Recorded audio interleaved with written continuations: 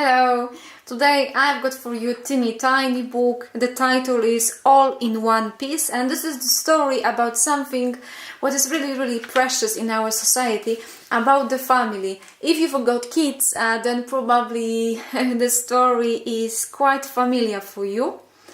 If you are getting ready, children, they've got many ideas. You can see what kind of ideas they've got here. So let's begin to read the story. Mr. Large was getting ready for work.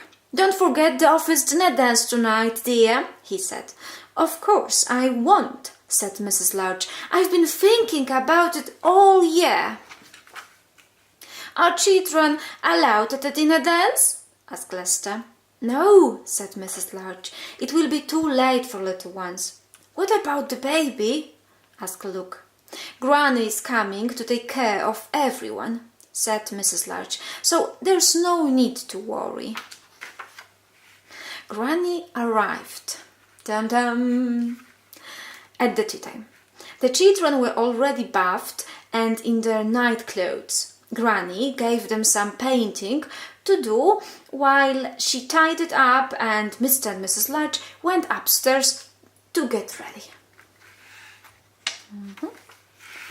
Luke sneaked into the bathroom while Mr. Large was shaving. "Will I have to shave when I grow up?" he asked, patting foam onto his trunk.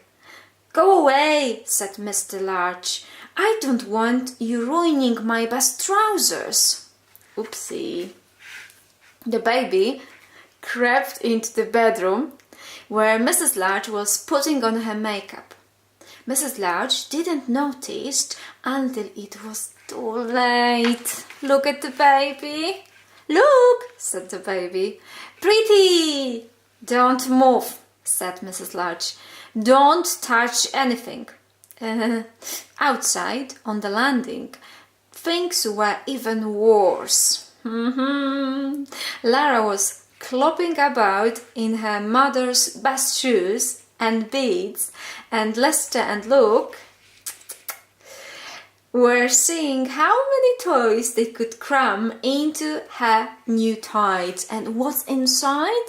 A ball, a bus, teddy bears, a blue one and a grey one, and so many other toys. "Downstairs at once," bellowed Mrs. Large.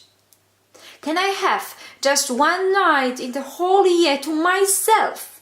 One night when I'm not covered in jam and poster paint? One night when I can put on my new dress and walk through the front door all in one piece? One night when I can put on my new dress and walk through the front door all in one piece." Oopsie. She is so angry, frustrated. Oopsie. Look at them. I think they are ashamed a little bit, what they've done. They are even trying to hide their trunks. The children went downstairs to Granny. Mr. Large followed soon after, very smart in his best suit. At last Mrs. Large appeared in the doorway. "How do I look?" she asked. "Ta-dam! Lovely!" "Pretty mummy!" gasped the children. "What a smasher!" said Mr. Large. "You look like a film star, dear," said Granny. "Hands off!" said Mrs. Large to the paint-smeared children. And remember that picture, because at the end I will be asking you about something. Mr. and Mrs. Large got ready to leave. "Goodbye, everyone," they said. "Be good now." The baby began to cry. "Just go," said Granny, picking her up. "She will stop as soon as you've left. Have a lovely time." "We've escaped," said Mr. Large with a smile, closing the front door behind them.